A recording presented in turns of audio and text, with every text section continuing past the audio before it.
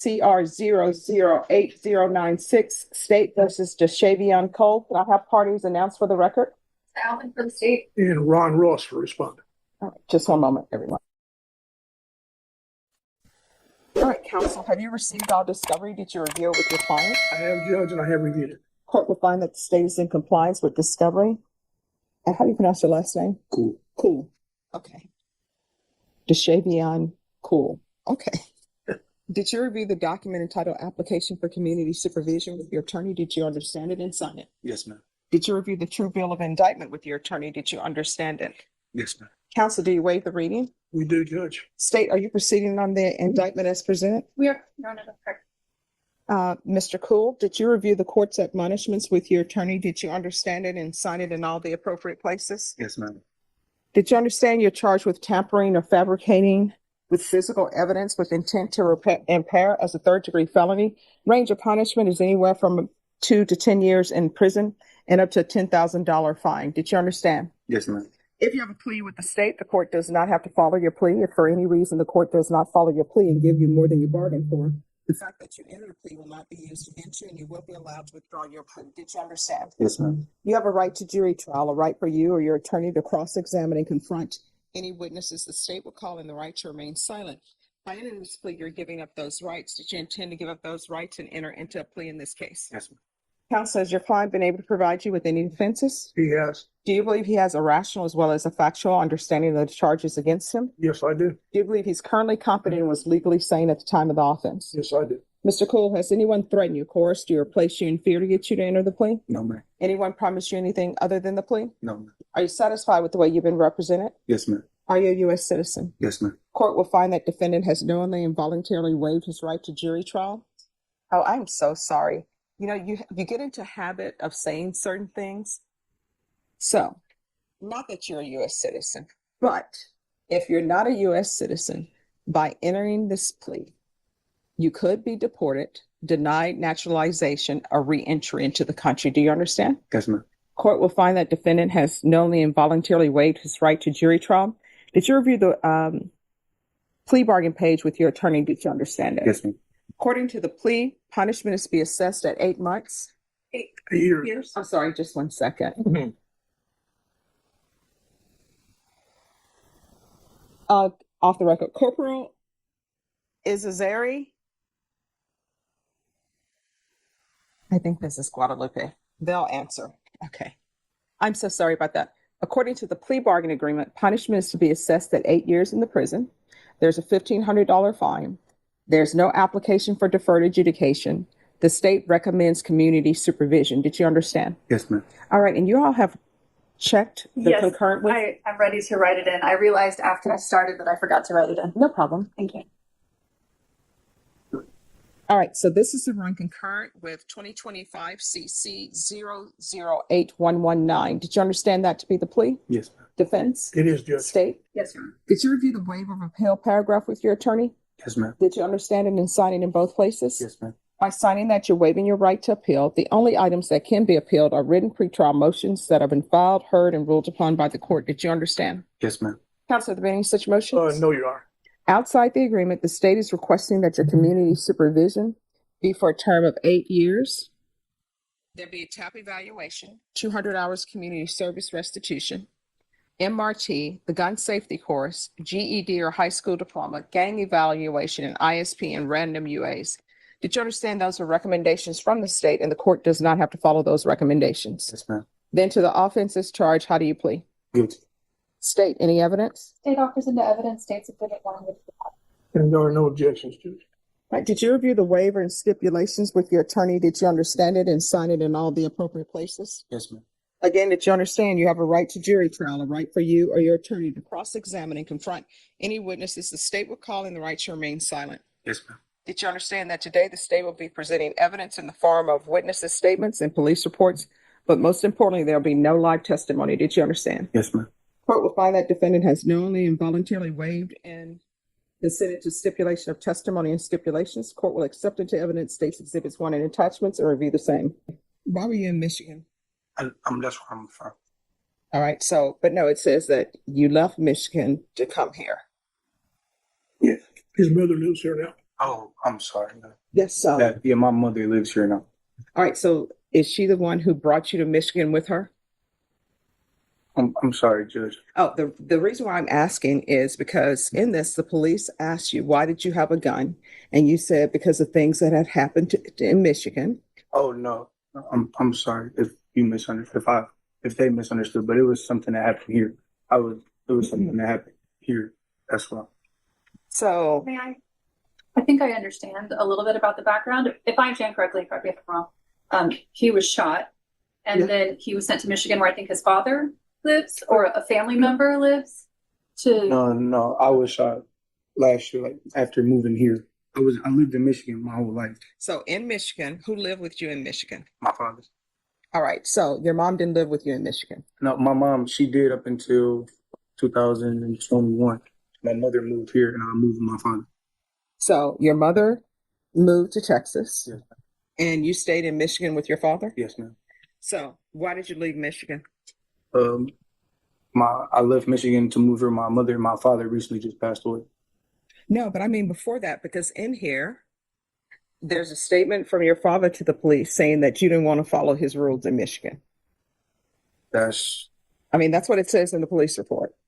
I left Michigan because my mother, if she was here, she would tell you. But my mother, she wanted me. She didn't feel that my father was fit to like take care of me. All right, he's saying that you left because you didn't want to follow his rules. Off the record for a moment.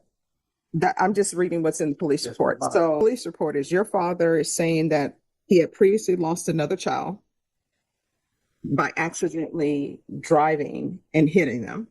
No, And then, I'm sorry, go ahead. that was my mother. That was my little sister on my mother's side.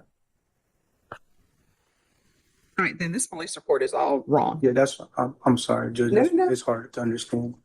No, I mean, then the police report isn't written correctly because I'm just reading what is in the police report. And I'm trying to figure out why would you have a gun in your bedroom at your mom's house? Yeah, that's because I'm sorry. No, go ahead. That's because last year after moving from Michigan, I was shot recently here, not in Michigan, here. And what happened in that case? I was walking outside my house, like people were shooting at each other. I was caught in the crossfire.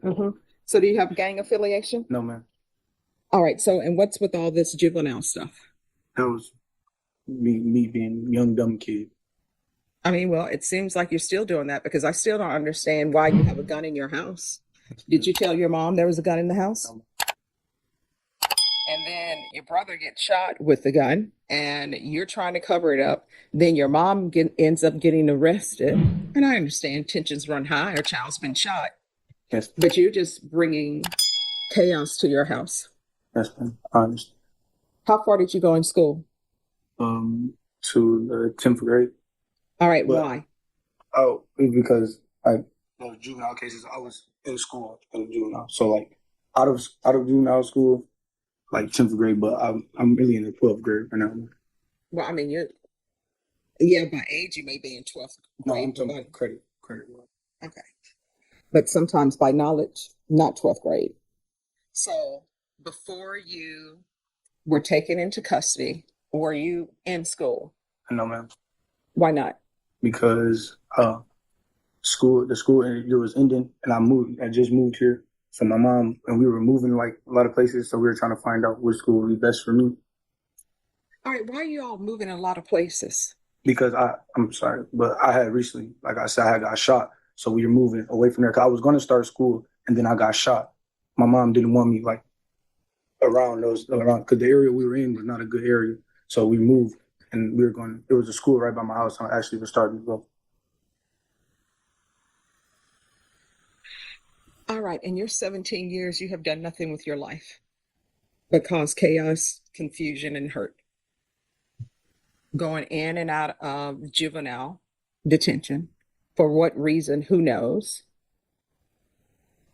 What reason is it? We will find out. Why won't you do what's right? Why won't you follow the law? It's not that, ma'am. It's just I mean, no, it As- is that. as I got older, I realized like I understand like severity of this case right now. Like I think about it every day. But like I was trying to change my life for the better. Like all that juvenile stuff, like it's been years. Like that was years. I don't even understand why you were doing juvenile stuff. I don't understand that.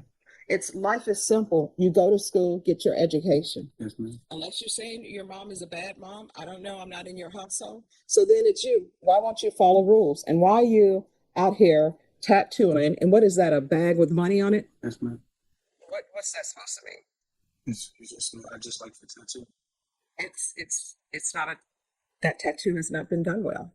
And let me just tell you, everybody out here with all of these tattoos, that's fine.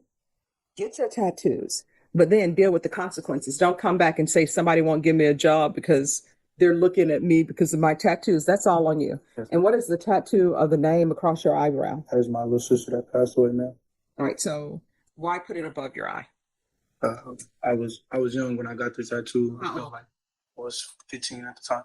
All right, so you're 15 years old. Who is letting you get a tattoo? Your mom? No, I didn't live. That's when I lived with my father. Your father said, That's right. no. Your father took you to the tattoo shop and allowed you to have a tattoo? No, ma'am.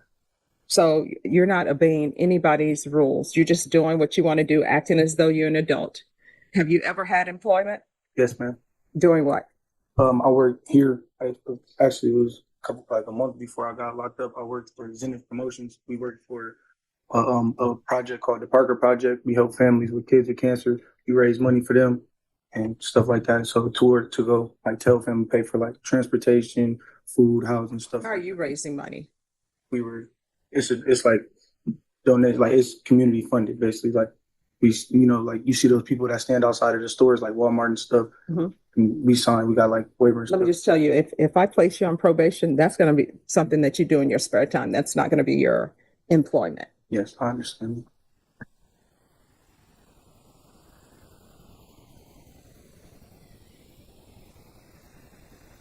You are very lucky that your brother didn't die. I understand. I think about that every day.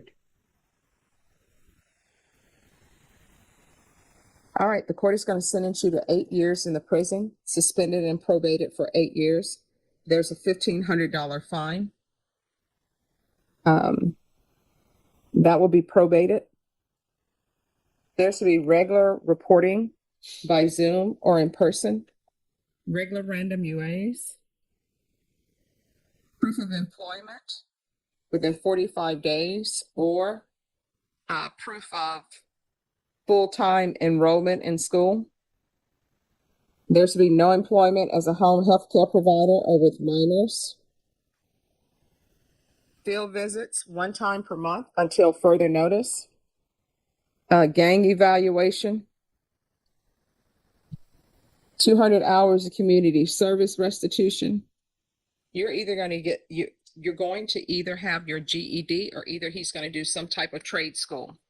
Once that's completed, the community service hours will be deemed satisfied. You're not allowed to have any weapons. Do you understand? Yes, ma'am. And we can do the gun safety course, although I don't know why people don't know. Can't have unloaded weapons around children. Children are curious. Yes, the MRT course, and this is to run concurrent with 2025 CC 008119. And we can do a TAP evaluation out of custody, follow recommendations. Have you ever had any type of mental health treatment or? Yes. You have?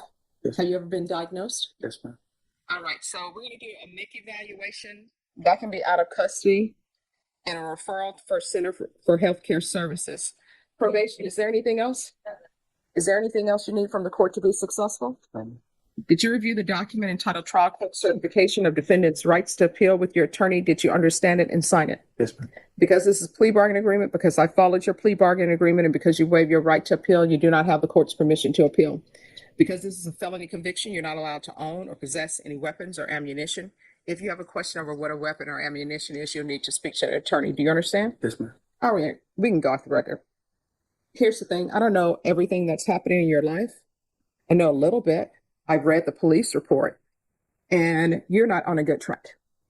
You're not on a good track for not ending up in somebody's prison for the rest of your life. That's the way you're moving through this world. And if you continue to move through this world like that, you know what's going to end up happening? You're going to be in prison. Somebody's going to be telling some sob story. You're going to probably end up getting sentenced to like 50 years for something. And then somebody's going to want to go do a GoFundMe for you. And then somebody's going to be saying, oh my gosh, it's so sad that he got 50 years. Life is so simple. Follow the rules. And what you're doing, it's not good trouble, right? You're not out there protesting for people to be able to eat wherever they want to eat. You're not out there a part of the Montgomery bus boycott. You're just out here doing stupid stuff. And life is so simple. Your ancestors died for you so you could be better, and you're not taking advantage of anything. School is free. You don't even have to pay for school. When my mom started school, guess what? Blacks only. They had the colored school of Shreveport, and that was for Black students. And my grandmother, they didn't even really have a school for her. And then her grandmother was a slave. And here you out here doing stupid stuff, tattooing names on your body, tattooing a bag of money on your body like you're chasing a bag of money. Life is supposed to be more than chasing money. When you're on this planet, you know what your main goal is supposed to do? Try to make it better for somebody else. And you're not doing that. You're just moving through life, committing crimes and thinking it's not going to catch up with you. You're hearing red, and you know why you're hearing red? Only 1 to 2 reasons. Either there's some gang affiliation going on, or either because of your age and they're trying to keep you separated from other people. But it's not going to end well for you if you don't straighten your life out. You understand? Yes, ma'am. And your brother and your siblings, you're supposed to be an example for them to look up to. But they can't even come to you. If you were in my household, I don't want any siblings coming to you because you won't give good advice. You're doing things that you shouldn't be doing anyway. And now that's what all your siblings are picking up. Oh, it's cool to go to juvenile. Oh, it's cool to go to jail. And I'm sure your mom has visited you or called you at the jail. Your siblings know you're at the jail. They're thinking all of that's cool, and it's not. So if you don't change, you're going to end up in prison. And what I can tell you in this court, communication is key. Your attorney will tell you, I don't take joy in sending people to prison, but I will. He says you're 17. Guess what? 17-year-old can go to prison just as well as anybody else. And you're looking at 8 years in the prison. And 8 years in the prison is different from juvenile. Do you understand? Yes, ma'am. You are now viewed as an adult in the system, even though you're only 17. And if you don't get it together, you're going to end up in prison. Yes, ma'am. And you know what will happen? I'll remember that I sent you to prison, but I'm just going to move on to the next case.